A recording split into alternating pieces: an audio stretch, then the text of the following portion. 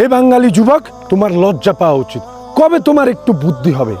একটা নেতার পিছনে না ঘুরে বাবার পিছনে পিছনে বাজারের ব্যাগ নিয়ে ঘুরো, অনেক সুখ আছে, অনেক উন্নতি করতে পারবে। মনে রাখবে, এই নেতার কারণেই কিন্তু তুমি জীবনে ধ্বংস হয়ে যাবে। এই নেতার কারণেই কিন্তু তোমার মা বাবার মান সম্মান চলে যাবে।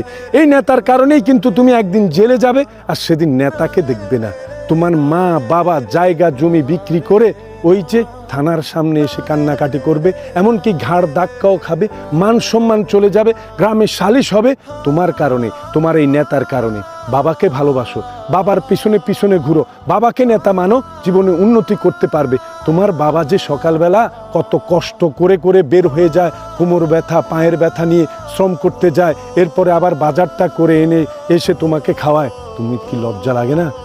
সেই বাবা অফিস থেকে আসার পরে তুমি একটু চেয়ার টেনে দাও না, নেতাকে চেয়ার টেনে দাও, নেতার চেয়ার পরিষ্কার করে দাও, নেতা গাড়িতে উঠার আগে নেতার গাড়ি খুলে দাও। এটা তো ঠিক না। বাবাকে নেতা মানো, বাবাই সবচেয়ে বড় নেতা। তোমার জীবনে অনেক উন্নতি করতে পারবে, আল্লাহ তোমাকে সাহায্য করবে, সমাজও তোমাকে সাহায্য করবে। এই নেতার পিছনে ঘুরে জীবনে তোমার মা বাবার মান ইজ্জত সব নষ্ট করবে না।